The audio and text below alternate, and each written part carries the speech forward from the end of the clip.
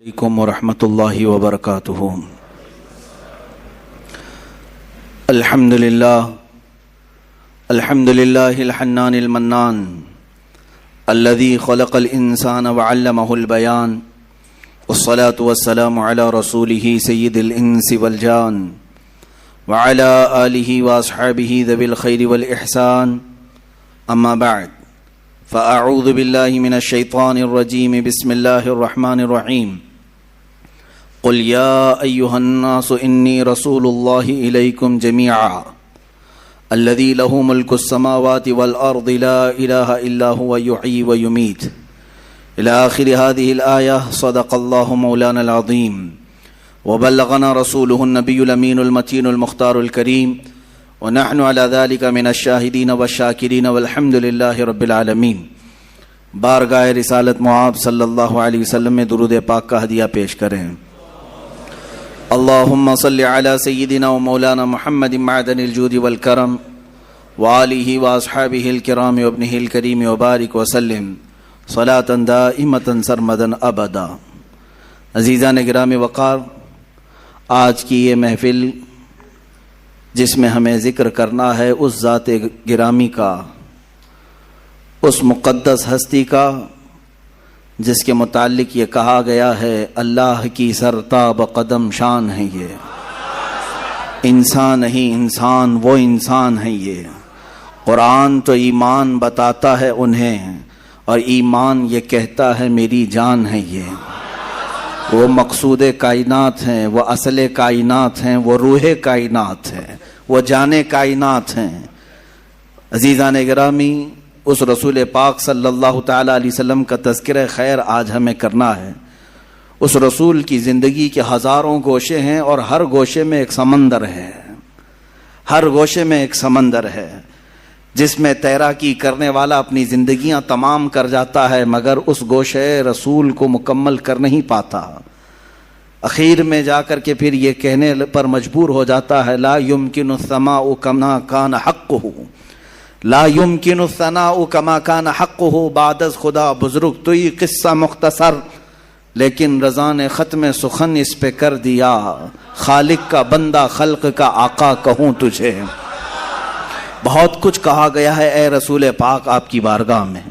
جب جبرائیل نے یہ کہہ دیا آفاق ہا گردیدہ ام بسیار خوبہ دیدہ ام، میں نے کائنات کے ہر ذرے کو جھان لیا ہے، ہر زمین کے حصے کو دیکھ لیا اور بہت اچھے اچھوں کو دیکھا، وہ لیکن تو چیزیں دیگری یا رسول اللہ، اے اللہ کے رسول آپ ہی تو ایک الگ ہی چیز ہیں جس کا نہ کوئی مثل ہے نہ کوئی مثیل ہے۔ ہوتا بھی کیسے؟ تیرے خلق کو رب نے جمیل کیا، تیری خلق کو رب نے عظیم کیا، کوئی تجھ سا ہوا ہے نہ ہوگا شہا، تیرے خالق حسن و ادا کی قسم۔ کوئی تجھ سا ہوا ہے نہ ہوگا شہا، تیرے خالق حسن و ادا کی قسم۔ اور اس رسول پاک کا تذکرہ نہ کریں تو زندہ کیسا رہیں؟ زندگی کے لیے ضروری ہے اس رسول پاک کا ذکر ہوتا رہے۔ روح کی وہ غذا ہے، کائنات کی وہ اصل ہے۔ جب تک گاڑی میں پیٹرول ڈلتا ہے وہ چلتی رہتی ہے۔ مسلمان کی زندگی اگر چلتی ہے تو روح انسان، روح مسلمان محمد عربی صلی اللہ علیہ وسلم کے تذکرہ خیر سے چلتی ہے۔ میرے آقا کی محبت کے نغمے ہمارے دلوں کو جلا بخشتے ہیں، اور کیوں نہ ہم کریں، اس لیے کہ ہمارا ہی عقیدہ ہے یہ، وہ جو نہ تھے تو کچھ نہ تھا، وہ جو نہ ہو تو کچھ نہ ہو، جان ہے وہ جہان کی، جان ہے تو جہان ہے۔ اگر رسول پاک کا تذکرہ نہ ہو تو پھر نہ ہم ہیں نہ تم ہو۔ اقبال نے اسی لیے کہا ہے بلبل کا ترنم بھی نہ ہو اور کلیوں کا تبسم بھی نہ ہو، بزم توحید میں تم نہ ہو تو کچھ بھی نہ ہو۔ حضور پاک صلی اللہ تعالیٰ علیہ وسلم کی ذات اگر نہ ہو تو پھر کائنات کا کوئی ذرہ نہیں ہے۔ جن چیزوں کو آپ دیکھیں ان میں نور اگر آج ہے تو وہ برکت رسول اللہ کی ہے۔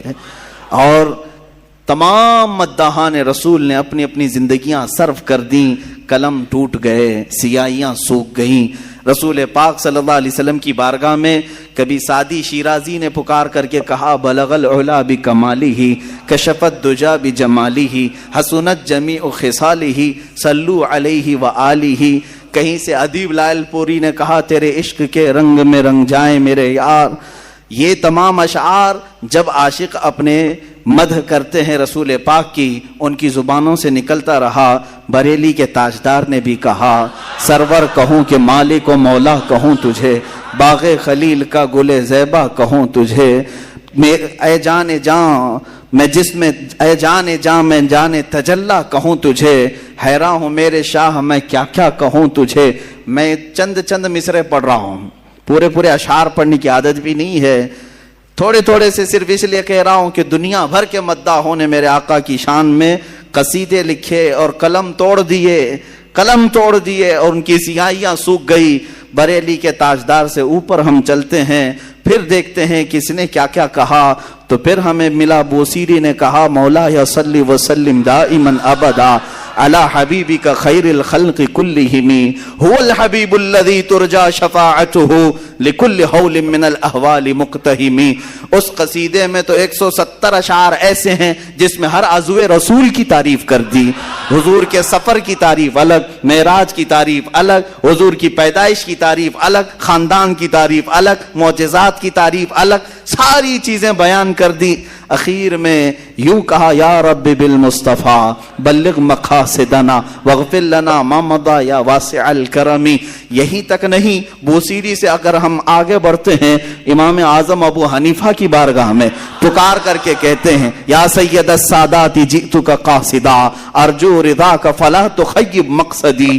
یوں پکار کر کے کہا. پھر دیکھا ہم نے اور کہیں فارسی کی زبان میں علامہ عبد الرحمن جامی جیسا نکلتا ہے، کہتا ہے تنم فرسودہ جاں پارا ز ہجراں یا رسول اللہ، دلم پشمردہ آوارا ز عصیاں یا رسول اللہ، چو بازوئے شفاعت را کشائی بر گنہگاراں مکن محروم جامی را دراں یا رسول اللہ.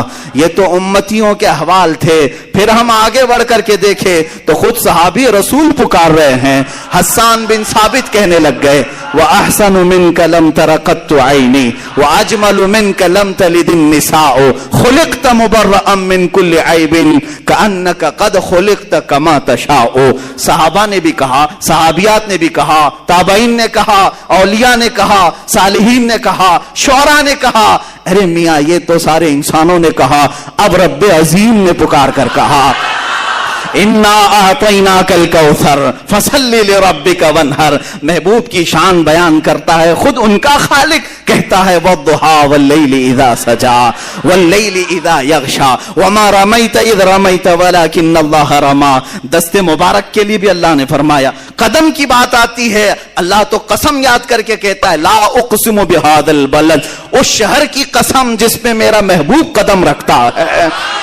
خود رب قدیر نے قرآن پاک میں قصیدے بیان کیا. اسی لیے شاعر نے یہ کہا تھا آغاز سے اخیر تک قرآن ہے نعت مصطفیٰ.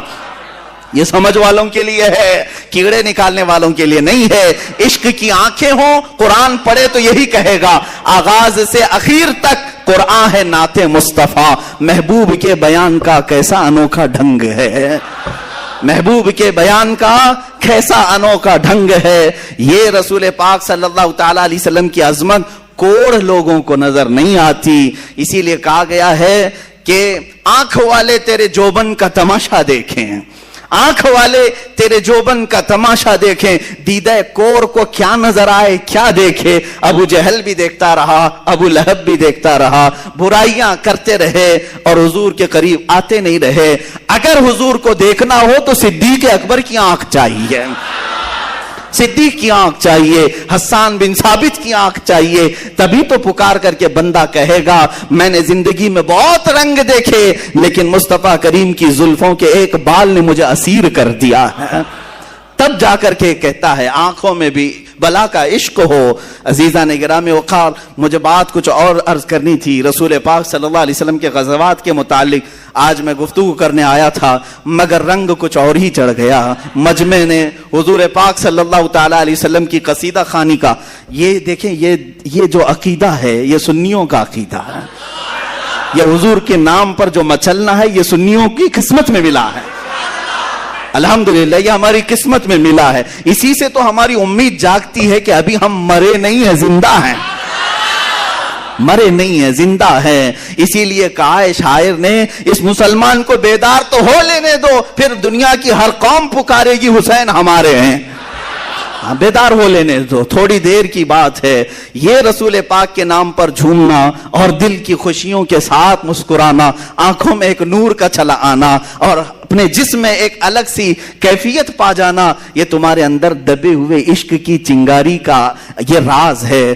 اگر کوئی یہ کہتا ہے کہ مسلمان مر گئے تو میرے عزیزو آزمانے کا نسخہ یہ ہے کہ حضور کا تذکرہ اس کے سامنے کر کے دیکھو. اگر چہرہ کھل جاتا ہے تو ایمان ابھی باقی ہے، چہرہ کھلتا ہے تو ایمان ابھی باقی ہے. اسی لیے ہم نا امید نہیں ہوتے، ہم حوصلے کے ساتھ بات کرتے ہیں. لوگ کہتے ہیں آپ کی تعداد بہت کم ہے، آپ مائنورٹی میں ہیں، اقلیت میں ہیں، بڑی بڑی باتیں نہ کریں. میرے عزیز یہی تو مصطفیٰ کی غلامی کا اثر ہے. جب ان کے قدموں میں کوئی آتا ہے تو بلال بھی قیصر و کسریٰ کو للکار سکتا ہے.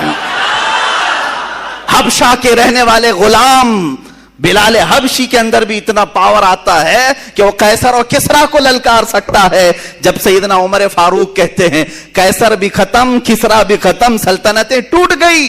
فتح ہو کر کے آنے کے بعد سیدنا عمر فاروق نے یہی کہا تھا، میں وہی عمر ہوں خطاب کا بیٹا جسے بچپن میں 2 بکریاں سنبھالنا نہیں آتا تھا، آج 6 ملکوں کو اکیلا سنبھالتا ہے، صرف اس لیے کہ قدم رسول کی برکت ہے.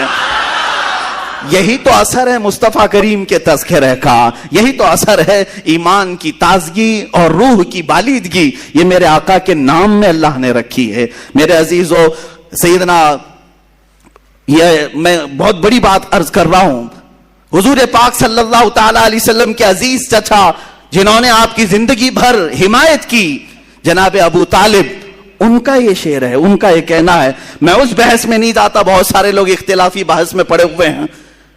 جناب ابو طالب کے متعلق بہت ساری بحثیں کیا کرتے ہیں، مگر میں اتنا کہتا ہوں کہ انہوں نے حضور کی شان میں کہا تھا یہ رسول کا چہرہ وہ ہے جس چہرے کی برکت سے بارش بھی مانگو تو بارش آ جائے.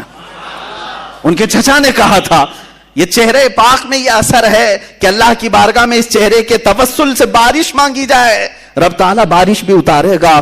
اے میرے عزیزو تم اپنی قسمت پر کیوں نہ قربان جاؤ، اس رسول پاک کو اللہ نے تمہارے حصے میں عطا کیا ہے. یہی تو قرآن میں کہا لقد من اللہ علی المؤمنین اذ بعث فیہم رسولا من انفسہم. اس اللہ نے تم پر بہت بڑا احسان کیا ہے کہ تمہارے درمیان اپنے محبوب رسول کو پیدا کیا ہے.